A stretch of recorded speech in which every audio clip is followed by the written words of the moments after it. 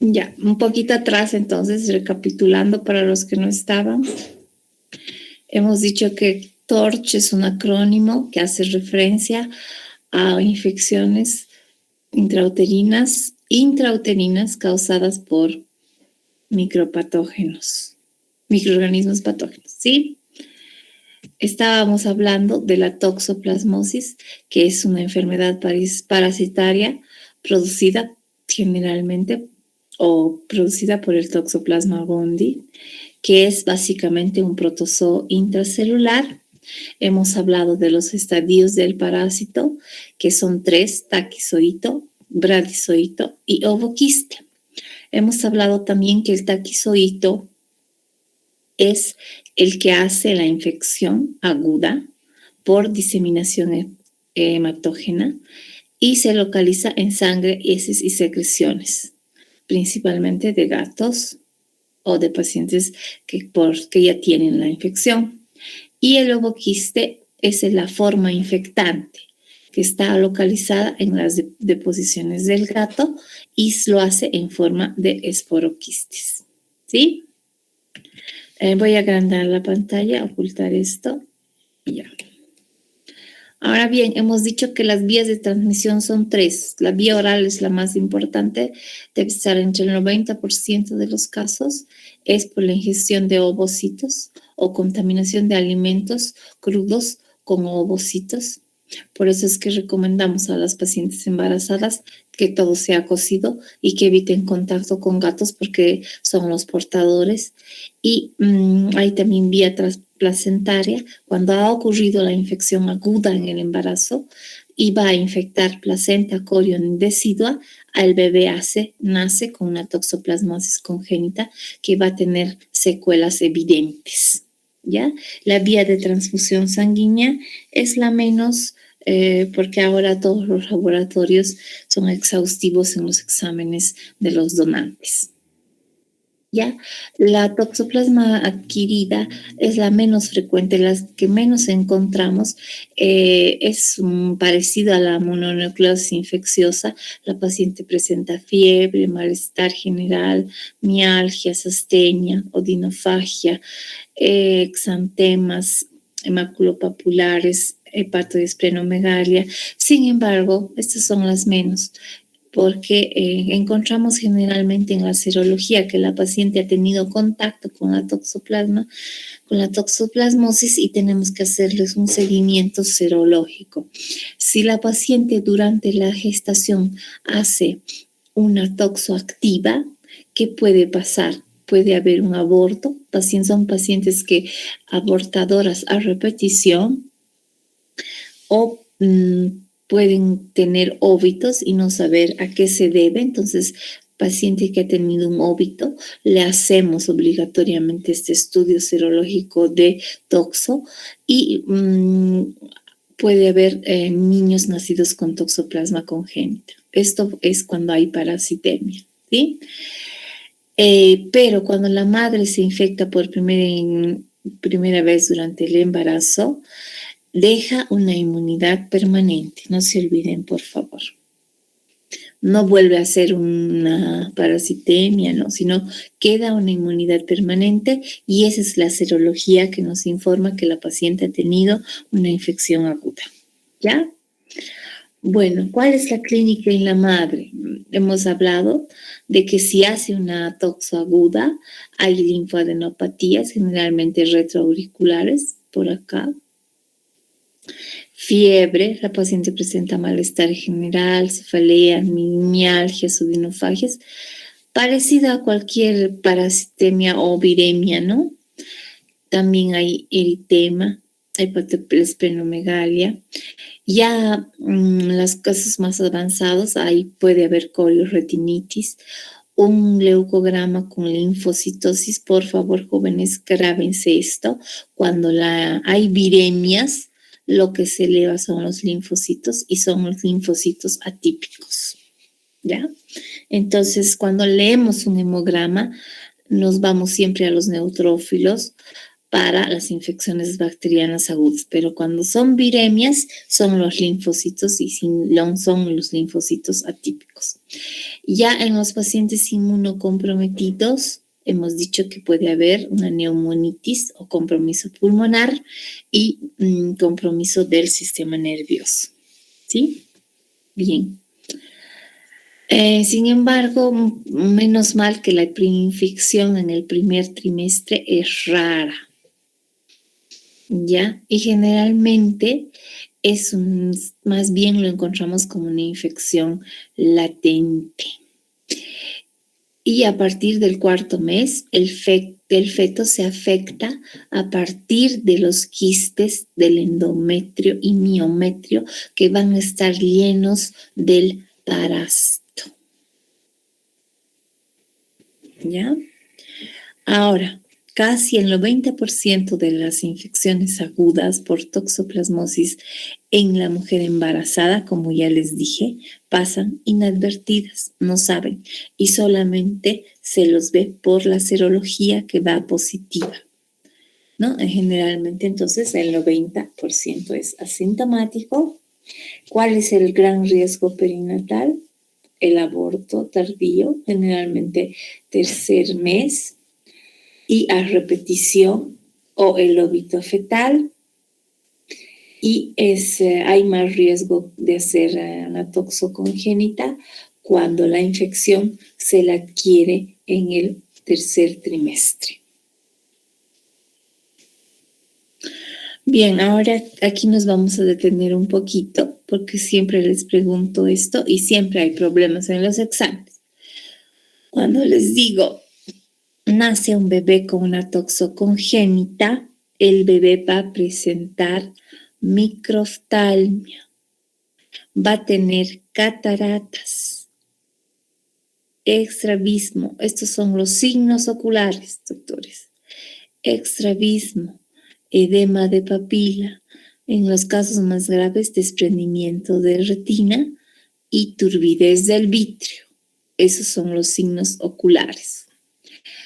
A nivel cerebral, tiene el paciente que nace con la toxo, tiene calcificaciones, aquí está, intracraneales, ¿ya? Y por ende van a ser focos que pueden ser irritativos y finalmente pueden hacer convulsiones. Esta es la turbidez del humor vítreo, ¿ya? Ahora, cuando les pregunto, jóvenes, ¿cuál es la tetrada de Sabin? Por favor, siempre tenemos problemas aquí. Voy a recalcar. La tetrada de Sabin en la toxocongénita son 4 entidades clínicas. Es corioretinitis, así, o microftal, bueno, eso no ya no. Son corioretinitis, hidrocefalia, este es el paciente con hidrocefalia, convulsiones pueden haber y calcificaciones intracraneales. ¿Está claro? Vuelvo a repetir. Tetrada de Sabin. ¿Qué tiene el paciente? Corioretinitis. Este es cataratas, ¿cierto? Aquí pueden ver corioretinitis. Hidrocefalia. Convulsiones por los focos, las calcificaciones cerebrales que presenta. Y calcificaciones intracraneales. Eso es tetrada de Sabin. Cuando el bebé nace, ¿qué síntomas va a tener de infección generalizada? Obviamente, dificultad para la alimentación. Va a tener dificultad respiratoria marcada. Puede tener apneas. El paciente está cianótico. Tiene cardiomegalia, hepatoesplenomegalia. Es paciente ictérico. Tiene púrpura y exantema maculopapuloso. Entonces, es un cuadro aparatoso y lo más grave es que se puede evitar, porque cuando nosotros detectamos que hay una elevación de las inmunoglobulinas y sabemos que está haciendo una infección activa, se puede tratar y se puede evitar estas complicaciones en el bebé, ¿ya? ¿Y cuáles son las complicaciones neurológicas de la toxoplasma congénita? Son pacientes que nacen con apatía. Apatía quiere decir que están como, son demasiado tranquilos, duermen mucho y la mamá cree que está bien, entonces no se da cuenta, letárgicos, con llanto débil y algunos hasta hacen parálisis jóvenes. Entonces, mucho cuidado, que el paciente, cuando digan duerme casi todo el día, no mama mucho, ni llora. Entonces pensaremos en hacerle un examen y no será una toxoplasmosis congénita. Ya, entonces, ¿cuáles son las complicaciones neurológicas o una toxoplasmosis a nivel neurológico? Apático, letárgico, llanto débil y parálisis. ¿Cómo se hace el diagnóstico? Es aquí donde viene un poco más complicado el asunto. Clínicamente, nosotros sospechamos cuando la paciente dice que ha tenido abortos previos espontáneos o que es una paciente con abortos habituales. ¿Sí? Entonces, todas las pacientes que tienen 2 abortos habituales, espontáneos, merecen ser estudiadas y merecen descartarse la toxoplasmosis, ¿ya? Lo mismo, antecedentes de parto pretérmino. Ustedes saben que en este antecedente de parto pretérmino debemos no solamente buscar un cuello corto o infecciones cervicovaginales, sino también incluir la serología para toxoplasmosis. No se olvide que la teopatogenia más frecuente del parto prematuro es la infecciosa, ¿ya? Cuando hay un antecedente en la familia, la madre dice que ha tenido un bebé con malformaciones o disfunciones de algún tipo o convulsiones, directamente yo hago el estudio a la mamá nuevamente de serología, ¿ya? Cuando hay que sospechar de una infección activa, cuando durante el embarazo la madre presenta fiebre, malestar general, muchas veces decimos simplemente es un resfrío, pero no, siempre hay que pensar más allá y vamos a encontrar doctores. Cuando tiene artralgias, mialgias, ahora que estamos en la época del COVID, todo decimos COVID, también separar un poquito y irnos más allá, ¿no? Bueno, ya cuando hay exantemas maculopapulares y todo esto, podríamos estar frente a una toxo. Sin embargo, la prueba es la serología es la que nos va a dar el diagnóstico certero, ¿no? Y pacientes además que tienen síntomas y signos cardíacos, bueno, entonces ya nos confirmaría. Además del trastorno del sensorio, ya en los pacientes inmunocomprometidos y la encefalitis que ya hemos hablado antes. ¿Cuándo se hace el diagnóstico en la infección aguda? El diagnóstico básicamente es serológico, como ya hemos dicho antes, y se basa en la seroconversión, es decir, en la presencia de IgA o IgM en sangre materna. Entonces, yo dirijo a la paciente para la serología de toxoplasmosis. Pongo en mi orden serología para toxoplasmosis para que esa serología me busque en presencia de inmunoglobulina A, inmunoglobulina M.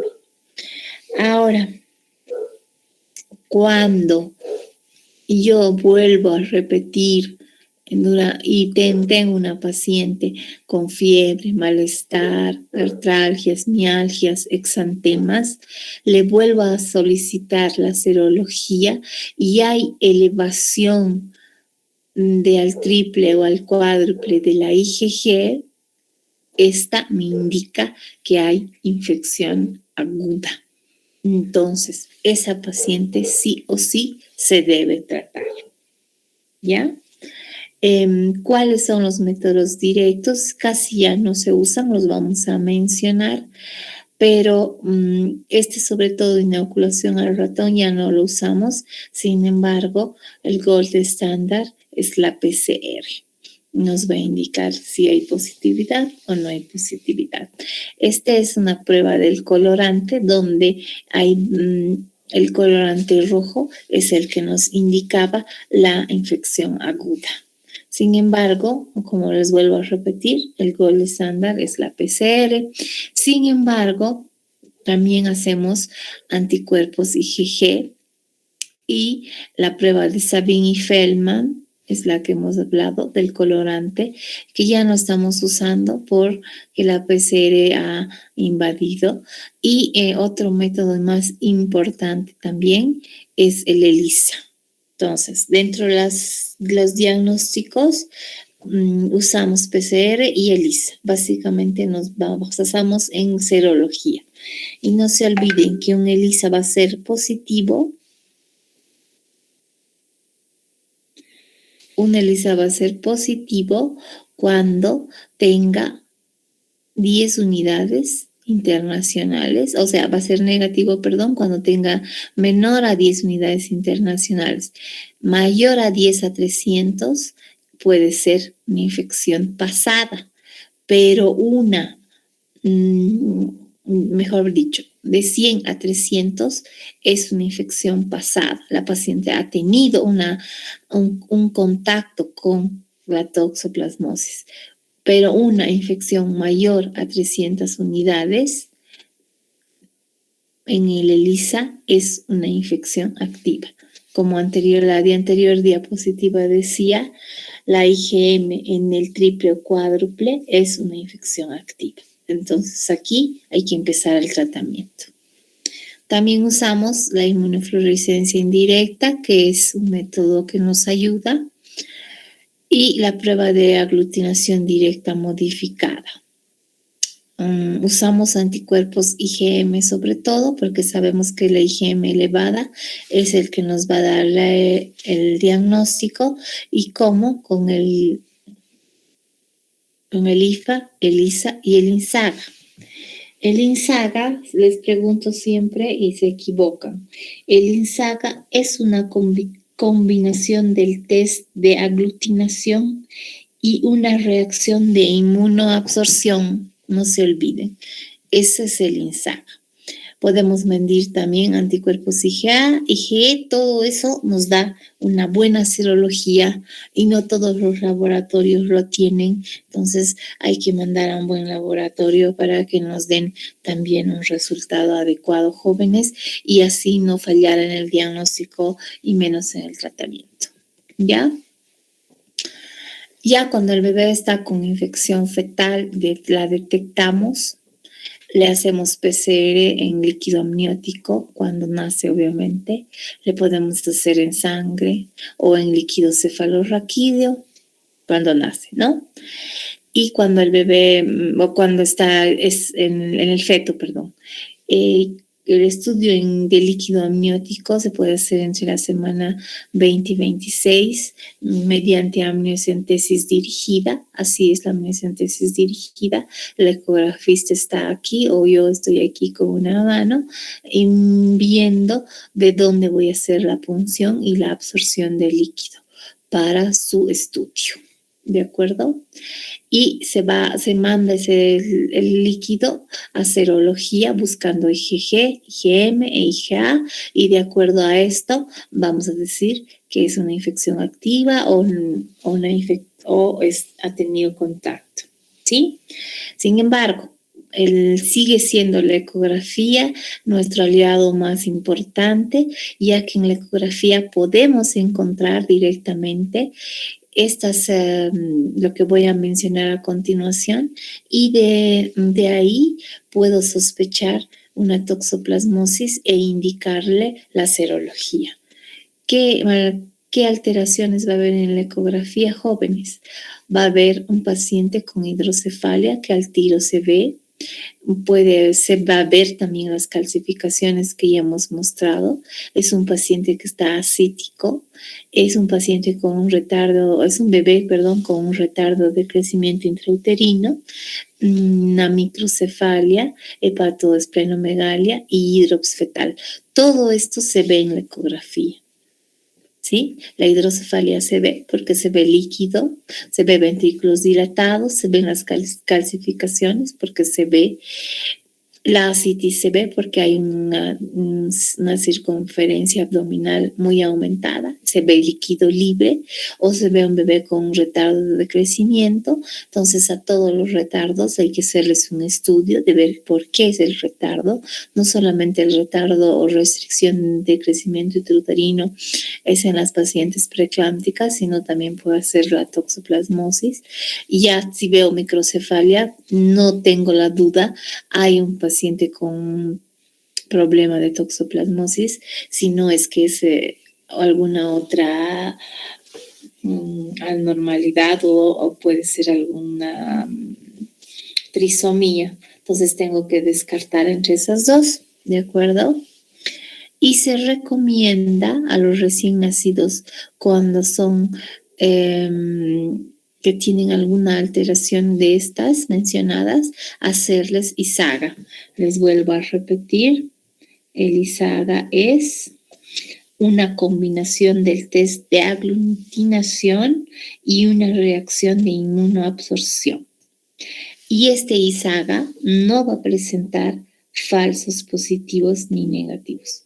Es muy útil, sobre todo en la toxoplasmosis adquirida o contagiada por la madre. Otro método importante es el ELISA de doble captura. ¿Sí? Entonces, entre estos dos está el diagnóstico de un bebé o un feto que tenemos alguna duda.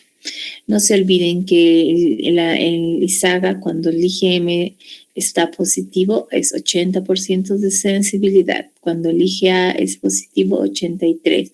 Pero cuando el IgM está elevado y el IgA combinado, es 91% de que es toxoplasmosis. ¿De acuerdo?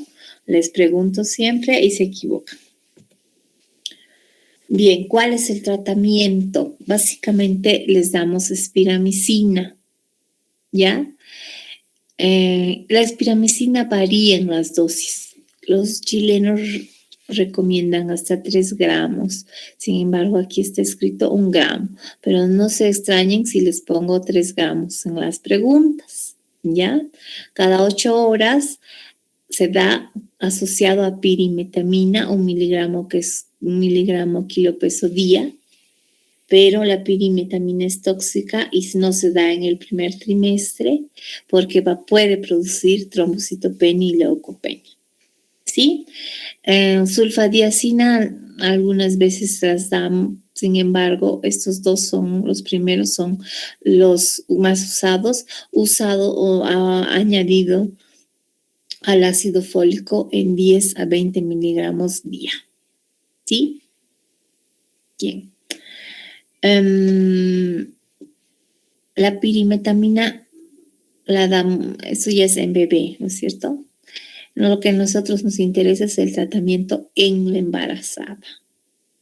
Al bebé le damos pirimetamina 1 miligramo kilo peso, eso ya lo van a ver con la pediatría más exactamente. A ellos les dan sulfadiazina y ácido fólico 5 miligramos dosis 3 días semana. ¿Ya? Y si fuera un paciente asintomático, simplemente que ha nacido de una madre con toxoplasma adquirida o toxoplasma, digamos, asintomática, que ha tenido el contacto, simplemente se le da espiramicina a esta dosis, 0.05 gramos kilo peso día. Bien, ¿Cuál es la prevención? Que a todas las madres que vienen a control prenatal debemos prevenir, debemos educar. Primero, lavarse bien las manos antes de consumir alimentos. Cuidados con relación a los gatos, más bien evitar, yo diría, tener contacto con gatos. Simplemente alimentos siempre cocidos. Cuidado con las materias fecales de gatos y control de vectores como ser ratas y ratones. Bueno, no ni hablar de la higiene personal y familiar, en nuestro medio hacer incidencia en esto. Y hemos dicho alimentos cocidos, lavar exhaustivamente los utensilios y las superficies que han estado en contacto con carne cruda y vegetales sin lavar. Esto hay que educar a las pacientes diariamente en consulta prenatal. Bien, ahora pasamos a otra entidad que es la rubiola, que básicamente gracias a la bastante cobertura de la vacunación está en descenso. Sin embargo, es una enfermedad exantemática, contagiosa, benigna en la gestante, pero durante el embarazo puede provocar graves repercusiones en fetales, ¿sí? Cuando les pregunte qué tipo de virus es el de la rubiola, me dirán, es un tipo de virus RNA, género, rubivirus, familia Togaviridae. No se olviden que una vez que ha contraído la madre rubiola, va a tener inmunidad permanente. Es así como se ve una célula huésped invadida por los virus de la rubiola. La tasa de infección fetal en las embarazadas es de 80% en el primer trimestre. Mala cosa, porque ahí es donde puede provocar mayor daño, porque estamos en organogénesis, 20% en el tercero, y la tasa de afectación es 25% en el primero, elevada, y menos de 1% en el tercer trimestre. No se olviden. Tasa de afectación fetal, 25 en el primero, menos de 1% en el tercero. ¿Cuáles son las fuentes de infección? La madre durante su infancia, desde 2 días antes hasta 7 días después del inicio de la erupción cutánea. Ahí es la fase donde está contagiosa. Ahora pueden haber lactantes con rubiola congénita y pueden pasar, ¿no?, por la leche al bebé. Y la vía transplacentaria. Sin embargo, la probabilidad de infección y afectación está en relación inversa a la edad gestacional. Ya sabemos, ¿no? Hemos repetido ya. ¿Cuál es la vía de transmisión transplacentaria? Ya hemos dicho al inicio del embarazo, una tasa de 85 a 90% a las 8 semanas. Después, puede ser que provoque un aborto del 4 al 9% y feto muerto en útero del 2 al 3% cuando la infección es entre las 9 a 12 semanas. Cuando la infección es de 20 a 23 semanas, la transmisión es del 30%, o sea, van a ser un niño con complicaciones, que ya vamos a ver más adelante. ¿Cuál es el modo de transmisión? Se fijan siempre en la vía aérea, vía respiratoria. Un paciente que tiene la infección puede contagiar y se transmite a través de la vía aérea, como están viendo aquí. Se reproduce a nivel pulmonar y es por contacto directo con secreciones nasales o faríngeas de los pacientes infectados. Y básicamente es a nivel pulmonar la reproducción de la rubiola. Básicamente todas las viremias hemos dicho que empieza con fiebre, con coriza, con malestar general, estornudos, pareciera como una infección gripal, ¿cierto? También hay exantema, o sea que esto no es patognomónico de ninguna. Sin embargo, lo que es patognomónico es el paladar con manchas de aspecto petequial, por eso siempre revisamos ese paladar y son las manchas de Forchheimer o pápulas a nivel palatino, ¿ya? También hay adenitis, pero en este caso, aparte de retroauricular, hay una adenitis occipital. Y se añade pues artralgias, mialgias y encefalitis y en los pacientes más graves una púrpura trombocitopénica, que en este caso no es autoinmune, sino es por antecedentes de rubiola. ¿Ya? ¿Cuál es el riesgo perinatal? Lo mismo que la toxoplasmosis va a provocar aborto, óbito y grandes malformaciones y que va a depender de la infección en qué época gestacional se produce. Bien, hablamos de la rubiola congénita. Les pregunto siempre, ¿cuál es el síndrome de Greg? Así es, jóvenes, nuevamente repetirles, pacientes nacen con microcefalia, son pacientes con sordera, con cataratas, conductos persistentes, síndrome de Greg. ¿Cuáles son los signos oculares que va a tener este paciente con rubiola congénita? Es un paciente con retinopatía, es un paciente con glaucoma y con microftalmia. ¿Qué va a tener a nivel del sistema nervioso central? Se fijan que va a tener montones de alteraciones, entonces la rubiola es bastante, digamos, provoca bastantes problemas a nivel bebé. Entonces, por eso es que se ha hecho énfasis tanto en la vacunación. ¿Ya? A nivel del sistema nervioso central nos va a dar encefalitis y déficits severos neurológicos. A nivel cardiovascular puede haber coartación de aorta y arteria pulmonar hipoplásica. Y en sangre hemos dicho trombocitopenia, pero que no es autoinmune, sino por infección. Anímico también puede ser.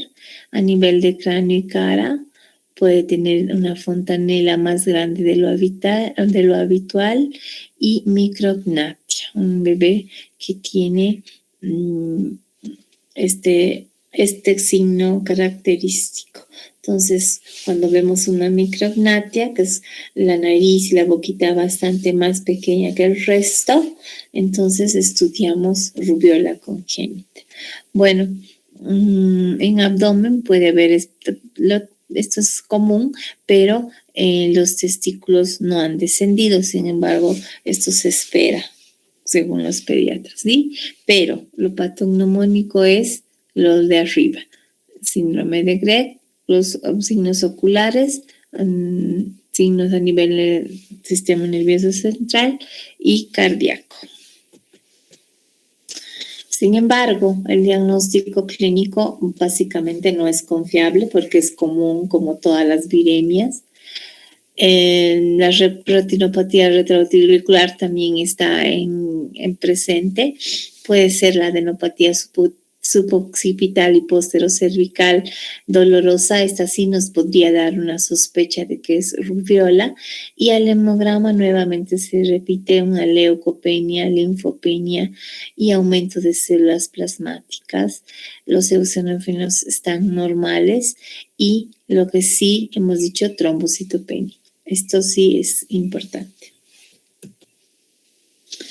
Bien, ahora lo que les gusta tanto, a mí tampoco no me gusta mucho la serología, pero se las voy a tratar de hacer en este cuadro.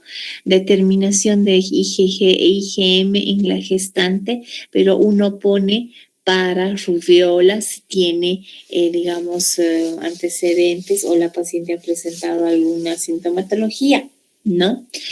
Y hay tres entidades importantes. Si se presenta exclusivamente IgG, está protegida por vacunación o inmunización natural, o la paciente ha hecho una rubiola de niño, de niña, o ha sido vacunada, hay que preguntar. Y no hay riesgo de infección congénita en el niño, por eso es que se ha hecho tanto énfasis en la vacunación de rubiola, ¿sí? Si presenta combinación de IgG e IgM, el seguimiento será serológico para demostrar, para ver si hay seroconversión, es decir, si hay algún aumento de ambas. Y el estudio de la IgM por otra metodología para demostrar su especificidad, porque como hemos visto, la IgM no solo se eleva en la rubiola, sino se puede elevar en la toxo también. Entonces hay que demostrar su especificidad, jóvenes, ¿ya? Y el estudio de la IgG es para diferenciar primoinfección de infección antigua o reinfección, porque hemos visto que la IgG se eleva y entonces de ahí, cuando está en elevación, decimos primoinfección, infección aguda o reinfección. Si la paciente, ¿cuál es la tercera entidad?, no presenta anticuerpos, vamos a hacerle un seguimiento serológico para ver si en algún momento hay seroconversión. No se olviden que para la rubiola no hay un tratamiento específico, doctores, solamente es sintomático. Ya, diagnóstico. Hacemos una anamnesis, le preguntamos si ha tenido alguna vez alguna enfermedad eruptiva y cuáles son los criterios de la rubiola congénita. Son 3. El primero, detección al nacimiento de la IgM específica en sangre durante los primeros días de vida, sobre todo si la madre ha tenido antecedentes, ¿sí? Ahora, mantenimiento o refuerzo de los títulos de IgG frente al virus de la rubiola. Si se mantiene positivo, más allá de los 8 meses de vida, entonces es un paciente que ha hecho una rubiola, ¿sí? Y hay que hacer una detección del tipo de virus, del RNA del virus, en una muestra significativa del recién nacido mediante PCR sobre todo. Y el diagnóstico, el cultivo no se usa, y lo que sí se usa, ya estamos hablando, es de las pruebas serológicas. Básicamente hay que manejar mucha serología, ¿ya? Puede ser la detección de anticuerpos con inhibición de la hemoaglutinación. Usamos mucho el ELISA. Inhibición de hemoaglutinación, hemos dicho, y neutralización de la misma, y determinación sobre todo de la IgM antirrubiola, ¿sí? Aquí, si los anticuerpos están mayor en dilución de 1/16, indica susceptibilidad a la infección, que ha habido un contacto. Y si la IgM se positiviza o se eleva, es una infección reciente. Entonces, el marcador más importante en ambas entidades es la IgM, elevada o positiva. No hay tratamiento, ya les dije, específico antiviral. Y la pregunta es: ¿considerar aborto terapéutico? Lo dejo a criterio de ustedes porque como tiene tantas malformaciones que puede provocar, entonces realmente la madre es la que va a decidir. Simplemente decirles que ahora el aborto terapéutico se acepta en bebés o fetos que tienen malformaciones que a la larga van a ser incompatibles, y sobre todo también cuando el bebé ha sido producto de una violación, como ya está tanto en polémica, Y si el bebé también provoca riesgo en la vida de la madre. Solo en esos 3 casos se puede hablar de aborto terapéutico. Y es en sí la madre la que va a solicitar, ¿no? El aborto. Y el tratamiento es básicamente de sostén, ¿no? Básicamente sintomático. Si la paciente tiene una encefalitis, se hará el tratamiento. Si tiene, algún dolor articular, se usará antiinflamatorios. Pero ya en la púrpura trombocitopénica severa se hace tratamiento con esteroides y transfusión plaquetaria antes de la interrupción del embarazo o dependiendo de qué época gestacional esté. Prevenimos, ya saben, con la triple viral, sarampión, rubiola, paperas, desde los 15 meses a los 11 años. Sin embargo, ahora se ha repetido a los 15 años. Y evitando en el embarazo al menos los 3 meses siguientes de la vacunación. Por favor, jóvenes, instruir a las pacientes, sobre todo en el área rural, que los embarazos son tempranos. No se olviden que la eficacia de la vacunación es 98-99% y nos va a dar una inmunidad permanente. Bueno, por último, el citomegalovirus, que últimamente se está haciendo frecuente, pero no por eso es menos patógeno, es bien complejo también. Definimos como una infección generalizada, limitada simplemente a humanos, y la infección congénita es la más común. ¿Se fijan? Es más congénito. Y la familia es Herpes viridae, el virus de crecimiento lento en 24 horas. Y lo más característico es que se ven células de inclusión. Aquí te las muestro. Citoplasmática grandes. Esto es. ¿Sí? Con inclusiones intraoculares. Esto es. Ojos de búho. Es lo característico. Entonces, si yo les digo inclusiones intranucleares y inclusión citomegálica, ustedes definen qué es citomegalovirus. ¿Cuál es la transmisión? La vía de transmisión en madres, primariamente infectadas que en reactivadas, ¿no? Las vías de transmisión son sangre de la madre que tiene, si es portadora o tiene, leche y etcétera, además de órganos trasplantados. Entonces tenemos que ver que la madre, para dar de mamar, sea negativa para citomegalovirus.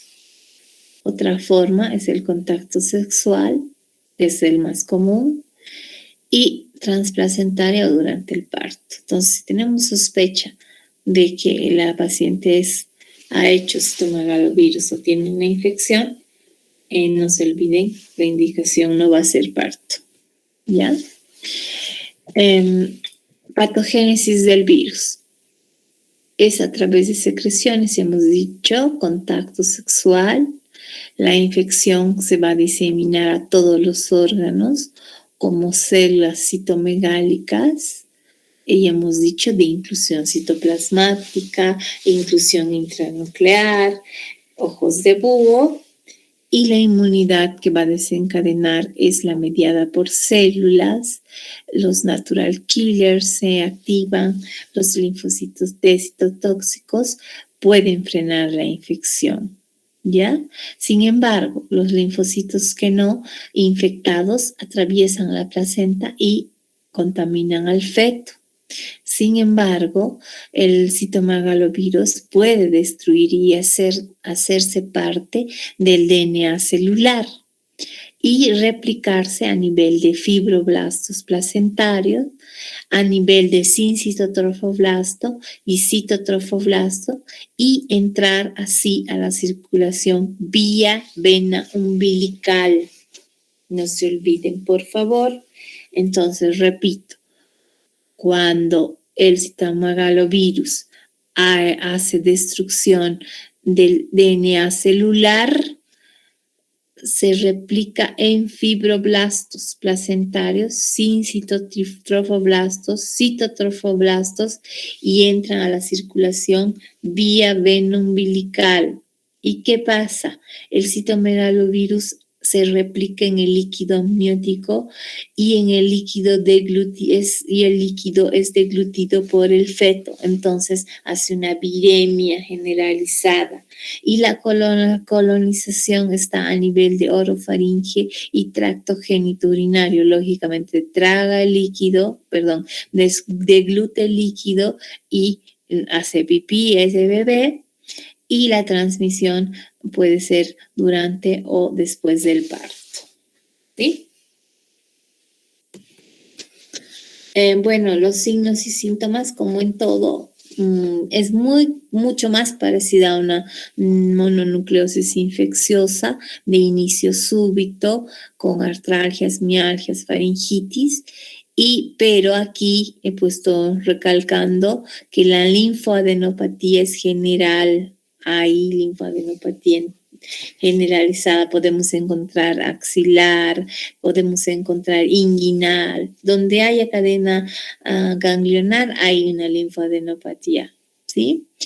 ¿Y cuáles son las complicaciones en pacientes inmunodeprimidas o con desnutriciones y embarazo?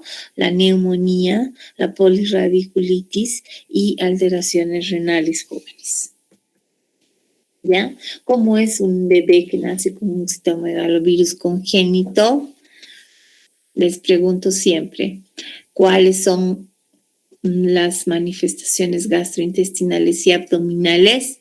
¿Se fijan la gravedad? Entonces, bebés que nacen con atresia de vías biliares, hay que pensar, este bebé ha hecho un citomegalovirus. Atresia de esófago, también. Hendiduras palatinas, pero la hendidura palatina es común. Sin embargo, las atresia, nos puede ser por citomegalovirus congénito. También hay megacolon, hernia inguinal, onfalocele. Estas son manifestaciones gastrointestinales. ¿Cuáles son las cardiopulmonares?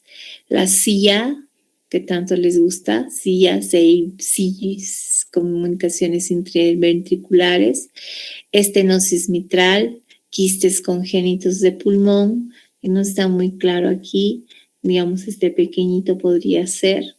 Y retorno venoso anómalo, puede ser pacientes con tetralogía de Fallot y timo hipoplásico. El timo hipoplásico, jóvenes, siempre hay que descartar que no haya sido por citomegalovirus, ¿ya? A la larga, este bebé va a ser una displasia y una luxación congénita de caderas.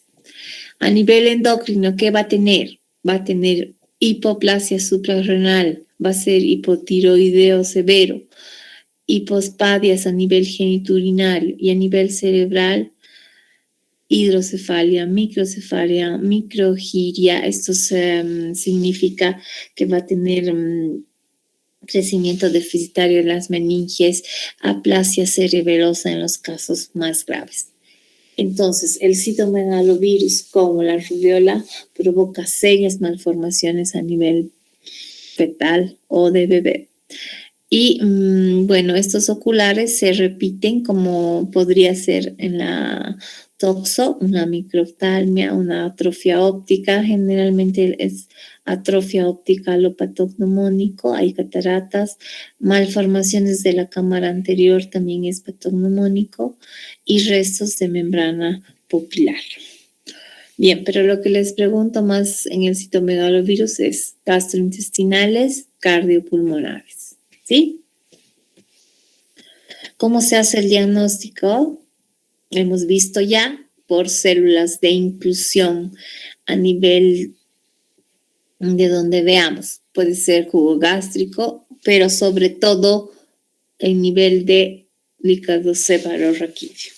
Y bueno, la serología es la confirmativa, sobre todo si es IgM positiva, 3 cruces es infección reciente. No descartamos la ELISA y algunos para confirmar o cuando hay duda le hacen una pequeña biopsia de glándula parótida, que es la más asequible. ¿Ya? Las pruebas de antigenemia no se realizan aquí, pero la IFI sí la hacemos si tenemos alguna duda.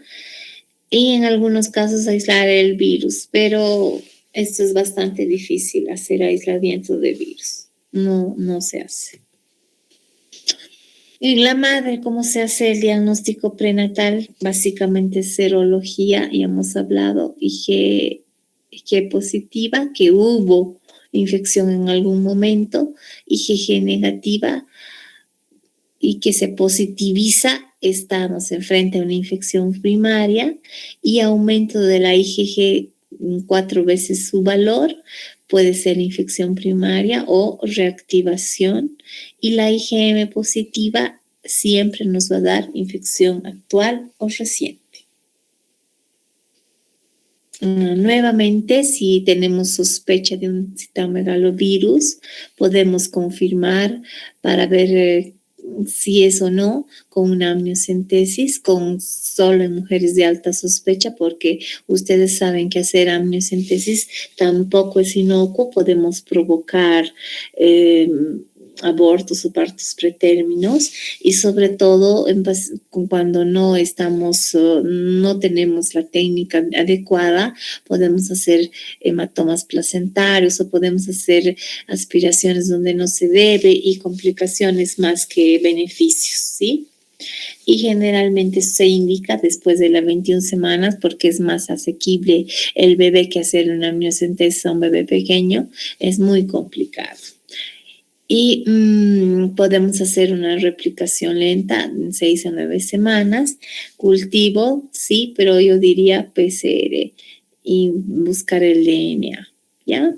El diagnóstico del recién nacido, ¿cuál es el gold estándar? Es el cultivo viral, que en algunos casos lo harán, pero ya cuando es el cultivo viral, ya cuando ha nacido, ¿no es cierto? Pero no hacerlo cuando está el embarazo en curso.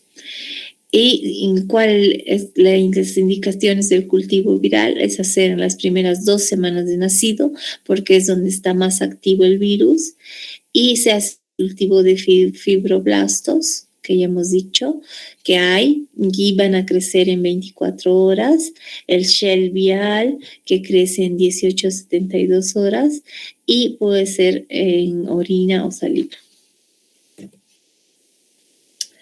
El tratamiento, bueno, no hay una droga efectiva, simplemente tratar que se han postulado algunos antivirales, como la vidavarina, que no hay, y ganciclovir, tampoco tenemos. Tal vez ahora con el COVID haya llegado el ganciclovir, no lo sé, pero básicamente a la madre, si es que hubiera, usamos ganciclovir, 5 miligramos kilo peso cada 12 horas durante 2 a 3 semanas. No hay efectos teratógenos, pero requiere estudios controlados. En realidad está interrogada la inhibición de la replicación viral, pero frente a una infección activa, entre darle y no darle, jóvenes preferiblemente darle para evitar que haya mayor daño, ¿no?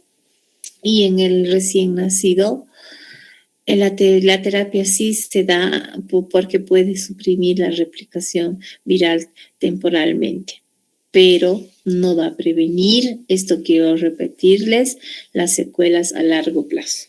Nuevamente esto van a ver en pediatría porque van a ver niños con citomegalovirus nacidos y nuevamente lo pueden repetir. ¿Cuál es la prevención, jóvenes? No se contraindica la vacunación con virus muertos atenuados, Sin embargo, los pacientes que les podemos vacunar, y la mujer no gestante debe evitar embarazarse, la que ha tenido, ¿no?, un citomegalovirus, ha sido diagnosticada, debe evitar embarazarse los 3 meses siguientes a la vacunación con virus vivos, porque no descarta que el niño pueda tener secuelas. Ahora, seguimos, jóvenes, les doy un minuto para que descansemos porque es complicado, todo lo viral es complicado. Para terminar con el virus del herpes, que cada vez está más como, porque debido a la promiscuidad sexual, jóvenes, esto se está contaminando cada vez y en la consulta vemos casi a diario pacientes con herpes, ¿no? Entonces, mucho cuidado con las relaciones ocasionales. Esto es para su educación, porque de repente aparecen las vesículas y no saben por qué, porque en qué momento se han contaminado, porque ustedes saben que en la primera relación el herpes no se contagia, sino son en la tercera, en la cuarta relación con la paciente o el paciente infectado. Entonces, de preferencia, jóvenes, si van a tener relaciones que sean con preservativo siempre, porque no sabemos qué infecciones puede tener, ¿no?, la persona con la que estamos, ¿sí? No se olviden que la infección por el virus herpes se caracteriza por una ampolla o un grupo de vesículas ampollares llenas de líquido claro, que antes de aparecer, sobre todo el herpes tipo genital, va a doler la zona, sobre todo en las pacientes. Bueno, nosotros somos ginecólogos, vemos mucho a nivel de labios menores, labios mayores, la paciente va a tener bastante dolor, escozor, previo a la aparición de las ampollas. Hay un dolor exquisito en esa área y sobre todo en la zona del nervio afectado. Puede dolerles hasta inclusive el nervio ciático en la nalga y no saber qué es previo a la erupción ampolar, ¿no? Y se caracteriza porque hemos dicho son vesículas, una puede ser, o amplias y siempre están agrupadas, jóvenes. Entonces, cuando ustedes van a revisar a la paciente con herpes genital, el virus está agrupado en grupitos, ¿sí? ¿Cuál es la familia? La herpes viridae, lo mismo que el citomegalovirus, es de tipo ADN, pero este es bicatenario y existen, esto es lo malo, más de 80 serotipos. Aquí me voy a detener. La paciente que tiene el herpes virus y sigue teniendo relaciones, aun cuando sea la misma persona, puede estar recontaminándose con los otros serotipos. Por eso es mi recomendación que sea siempre con uso de preservativos. ¿Ya? No. Es por contacto directo, no hay más contacto, no hay más infección, esa es la patogenia, y depende del tejido infectado cómo se va a ver, ¿ya? Entonces son vesículas así, agrupadas y claras. Entonces, en dedos sí, pero en genitales es diferente.